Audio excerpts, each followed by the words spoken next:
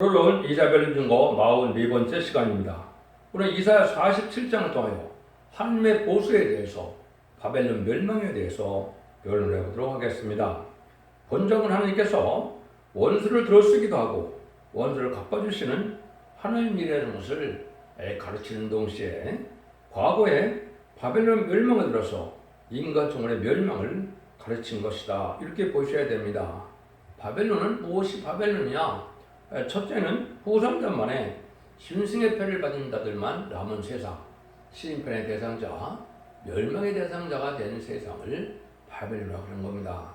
그것이 계시록 18장에 1시간의 불템을 받는다, 이런 말씀이 있죠. 여러분들은 후삼전만에 빠지면 절대적으로 되지 않습니다. 거기는 근거와 차별 용서와 구원이 없습니다. 여러분들은 전삼전만에 반드시 알곡으로 뽑아지는 진리 앞에 순종하는 삶을 살아야 된다. 두 번째 이제는 여기서 바벨론이라는 것은 뭘 바벨론이냐? 지금처럼 속화되고 후화돼서 이제는 신령한 교회가 없고 하나님께서 받으실 만한 예배를 드리지 못하는 음란하고 사치한 이 세상을 바벨론이라고 하는 겁니다. 물론 2600여 년 전에 있던 바벨론은 옛날에 하나님께서 입회적으로 사용된 나라고, 그 나라가 망하는 것처럼 인간 정말도 망하게 된다, 이 말이죠. 바벨론은 악의 도구로 쓰임받아서 부패한 이스라엘 백성들을 이제 징계하는 수단으로 바벨론 70년을 한월했겠죠. 근데 메데바사에 의해서 바벨론이 멸망을 당했죠. 멸세받아서 이제는 고레스 왕은 사람이 특정한 것이 참 중요한데, 이방인의 왕이지만 하나님의 명령을 잘 순종해서 하나님께서 이루는 일을 한 종이다, 이렇게 종으로 본다, 이렇게 볼 수도 있는 거죠. 그것이 인간 종말에도 동방의 불사 같은 사람이 나타나서 이제는 세상을 다 심판하고 예등 회복시키는 일에 쓰임받게 되는데, 그 종은 일상 말씀드리는 것처럼 민말인 13,4천명을 일으킬 종을 뜻한다, 이렇게 보셔야 성경을 정확히 깨달은 것이 된 겁니다. 그래서 계시록 18장에 보면 세 군데나 일시간에 망한다는 말을 말씀하시죠. 오는 인간 종말에 아마겟돈 때 핵무기가 터져서 온 세상을 불태워버리는 심판이 있을 것을 말씀하셨는데, 이때 이제 그때 망하는 세상이 바로 바벨론 세상이다, 이렇게 보시면 정의가 바로 된 겁니다. 1절에서 3절입니다.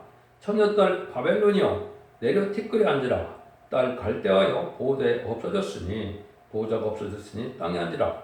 내가 다시는 꼭 아리답다 칭을 받지 못할 것이니라.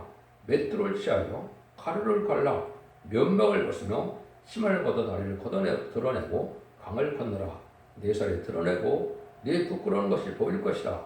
내가 보호하되 사람을 아끼지 아니하리라, 이랬죠. 처녀딸 바벨론이여 내려 티끌에 앉으라, 이렇게 말씀하시죠. 그래서 한때는 바벨론 세력이 가장 강한 세력이었죠. 그 시대에는 그런 세력이었지만은 결국은 이제 교만에다가 망하게 된다. 그래서 그 교만한 세력은 이스라엘을 핍박하고 압박하고 이스라엘 멸망시키는 일을 했죠. 그때는 신이 났을지도 모르죠.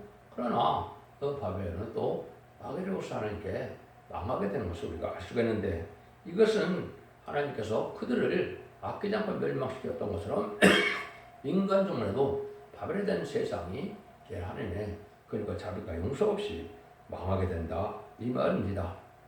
그래서 이제는 그 북방할진 고레스를 들어서 바벨론을 갖다가 이제 또 고레스를 통해서 또 멸망을 시켰죠.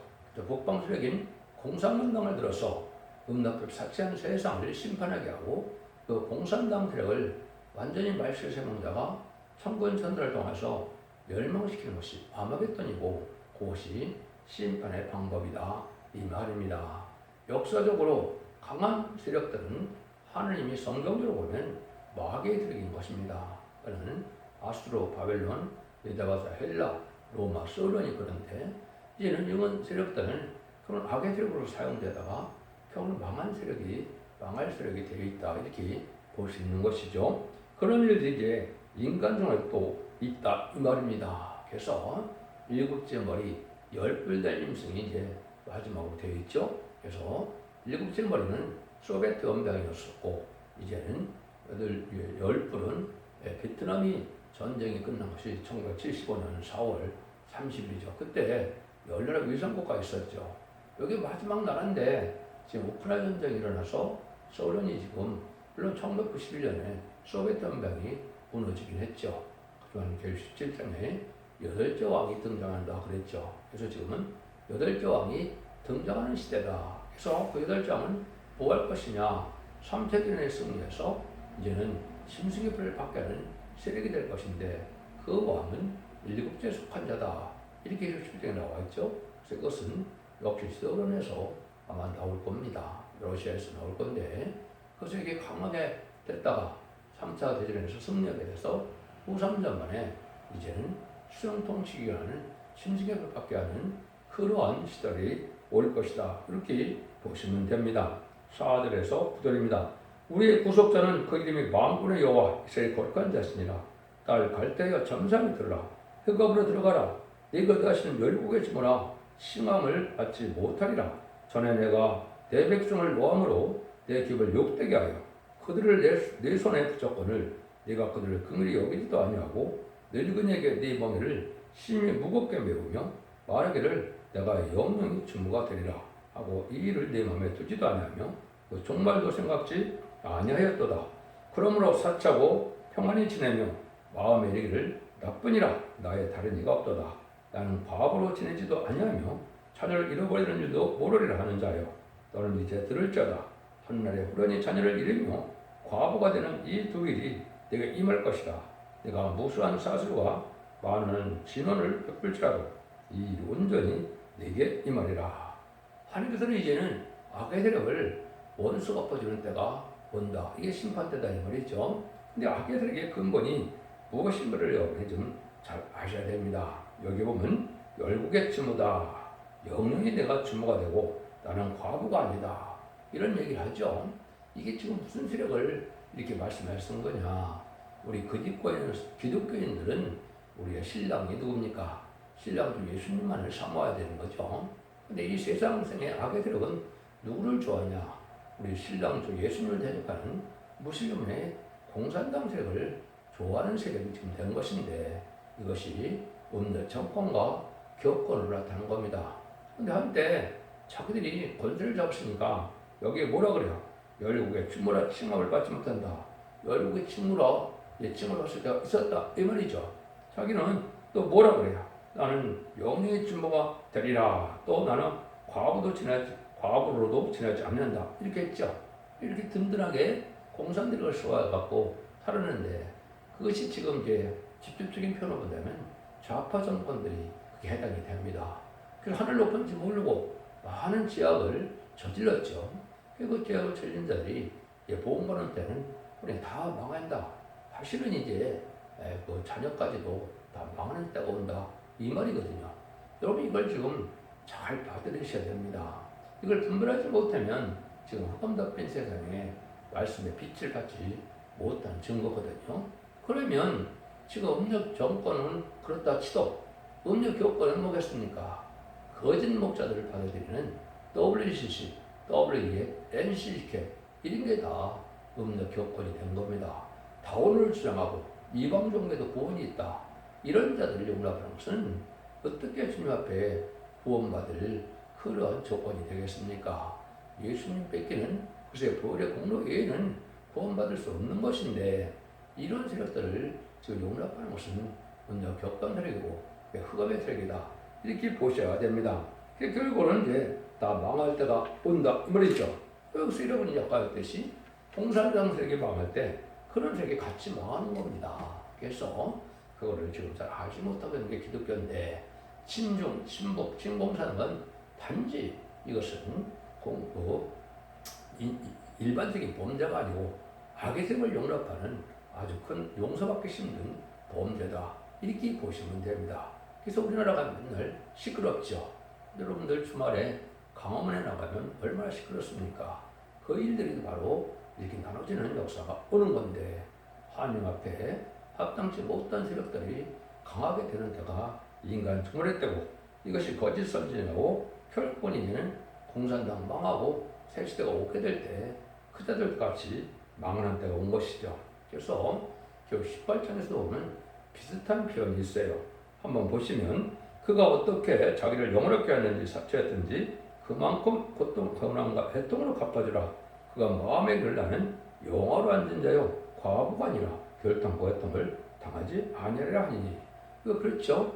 영으로 앉았다. 그러니까 좌파 정권에 쓰게 되는 세상에 없는 왕이 된 것으로 행동을 하거든요. 그런데 그자들이 결국은 완전히 쫄딱 망하게 된다. 왜? 악의 근본이 됐고 악의 화신, 공산당이나 마귀라는 것 자체는 이게 거짓말이 근본이거든요. 거짓과 미혹이 그냥 밥 먹듯이 하는 것이 이게 좌파적인데 그게 바로 마귀의 세력이다 이 말입니다. 하나님의 성령의 세력은 거짓말을 해서는 안 되죠.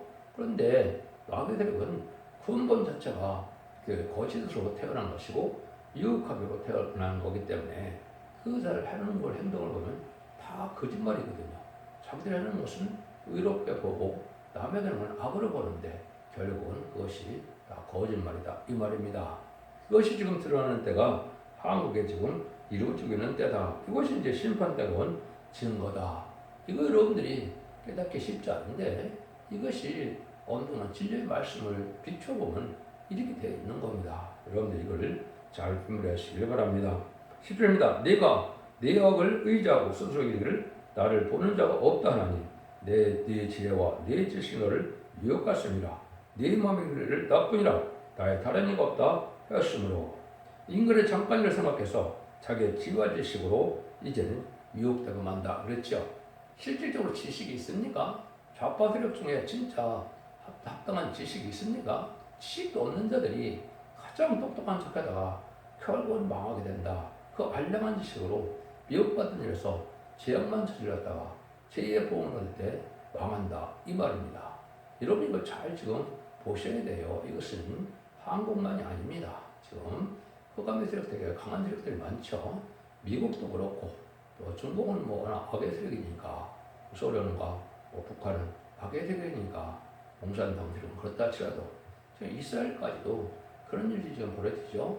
좌우로 지금 상당히 분열되고 오는 것은 얄궂과 쭉정이를 갈아서 양과 염소를 가를 때가 되었기 때문에 심판의 대상자가 누구냐, 보존돼서 구원받을 자가 누구냐, 이걸 지금 가르는 때다 이렇게 보시면 된다 이 말입니다. 종말에 돈에 끌리고 지식에 끌리고 지와 명예에 끌리다가 이렇게 말을 거게 되는데 좌파 용공협상 지도들이 망하게 된다 이 말입니다. 그래서 아까 말했듯이 공산당을 좋아하는 음료 정권도 망했고 공산당을 나오는 거짓 목소리를 따라가는 WCC 이런 것도 다 망하게 돼 있다 이 말입니다. 이걸 여러분이 잘 깨달아서 거기에 동참하지 말고 나오셔야 됩니다.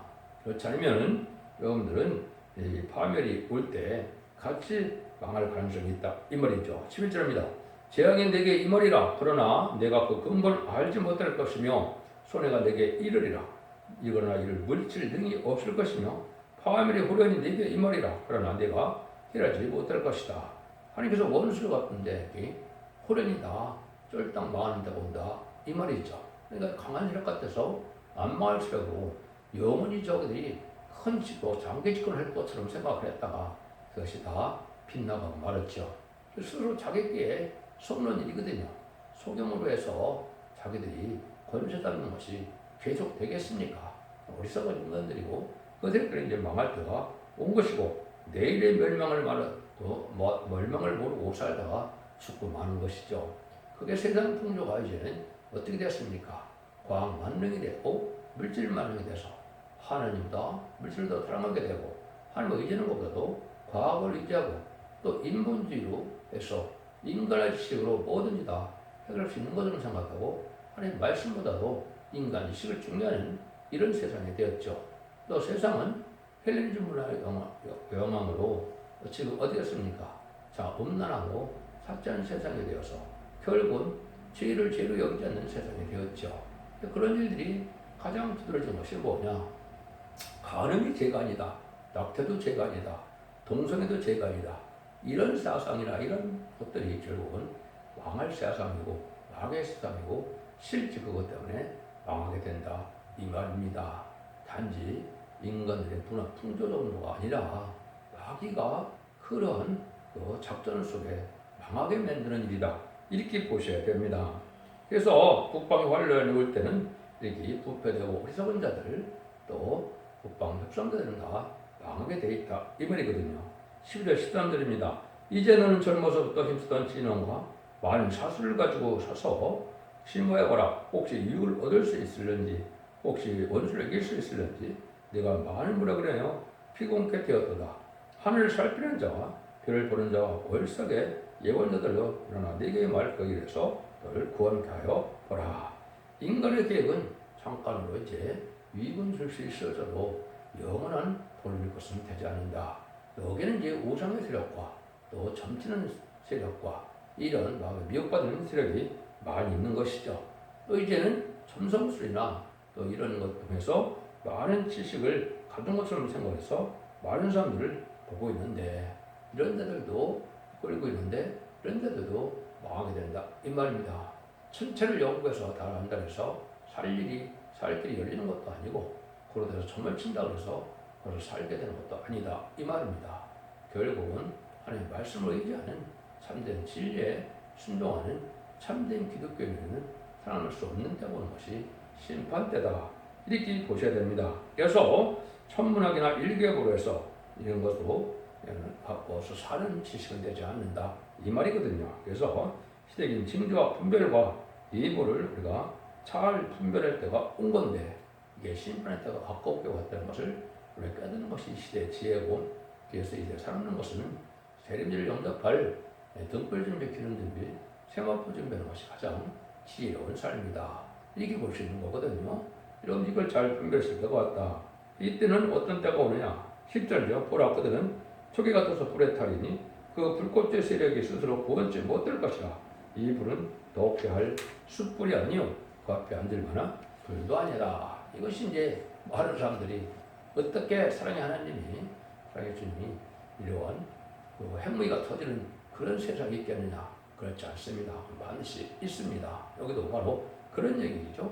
불에 견딜 만한 세력이 아니다. 다니엘과 세 친구가 실반을 끌고 풀물에 빠졌죠. 근데도 머리 따라는 사람 같지 않았죠? 이거는 뭘 보여준 것이냐? 신앙의 절개를 지키는 자들이 세상에 불떠는 환란이 올 때도 전혀 상함을 받지 않는다.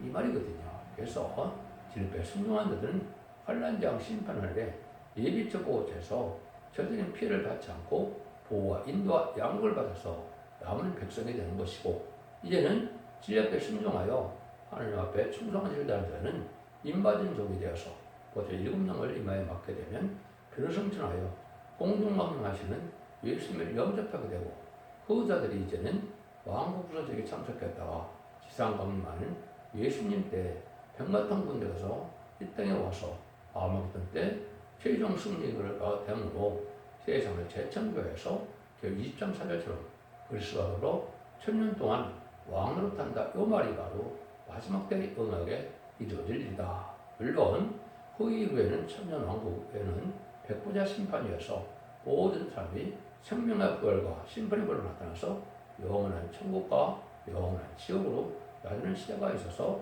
세상의 끝을 맺는 때가 또 있긴 하지요.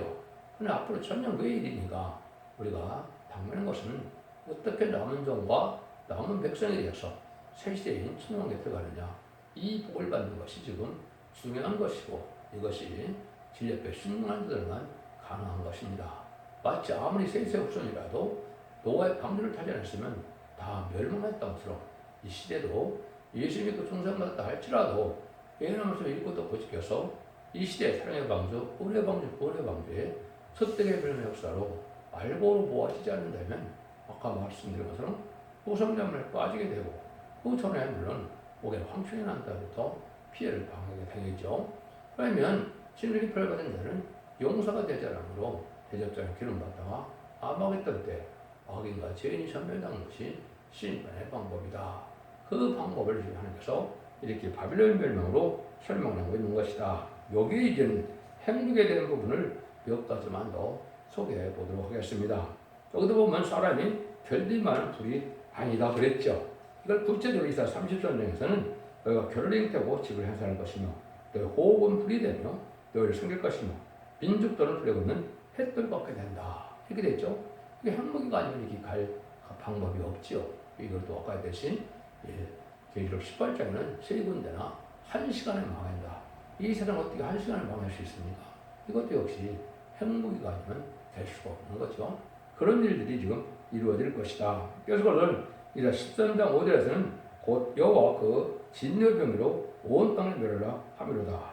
진노의 병수가 있다 말이죠. 이것도 역시 이제 핵무기가 된 것이고, 제일 먼저 예언된 것인 에스겔 9장 1절 2절에 보면 이 성을 가난한 자들이 각각 살육하는 기회를 들고 나온다. 그런데 6명이 나오는데 5명은 살육하는 기회를 갖고 나오고 1명은 먹을 걸 차는 서기관이라고 그랬죠. 5 사람은 바로 그냥 5대 강국인 미용불수종, 이것도 1948년 10월 24일 유엔 안전보장회의에서 나올 때 5나라가 나왔죠. 근데 살육하는 기회가 가졌다는 것은 핵무기를 가졌다 이거죠. 2차 대전 이후에 지금 보니까 어떻게 했습니까? 주로 이 5나라가 핵무기를 많이 갖고 있죠. 이것이 바로 심판대다 이 말입니다. 그걸 여기 말씀하는 건요. 그 중에 이제 그럴 때 한 사람이 목글자 서기관한 것은 인간정원에 말세 사명자 나와서 은소운동을 통하여 하나의 진리의 비밀을 깨닫게 하므로 환란장을 죽장고 세지하고 종을 맛보지 않고 배어성치 않는 말세의 복음의 비밀인 이것을 영원한 복음이라고 시대의 육지를 말씀하셨는데, 그 일을 하게 돼서 그것을 순종하는 자들을 구원하는 역사가 바로 하나님의 알고를 모아서 구하는 역사다. 그걸 이사 40장에서는 아름다운 소식이다 이렇게 얘기했거든요. 지금까지는 복음이라서 복된 소식이었죠. 아름다운 소식은 죽음을 맛보지 않고 죽음을 죽지 않고 세세가는 그 말세 복음의 비밀을 아름다운 소식이다 그런 것이다. 그래서 14장 6절에서는 영원히 죽지 않는 복음이라 해서 영원한 복음이다. 지금까지는 아무리 예수 믿고 충성받아도 다 죽었죠. 죽어서 영원 구원만 받는 시대이기 때문에 다 죽었지만은 재림의 주가 올 때는 죽지 않는 자가 온다. 마치 노아의 홍수시대 때 결국 영원권의 구원을 받는 일은 노아의 방주를 타는 일만이 가능한 일이죠. 인간으로도 또 그런 것이죠. 소돔과 고모라가 불탈 때도 어떻게 했습니까?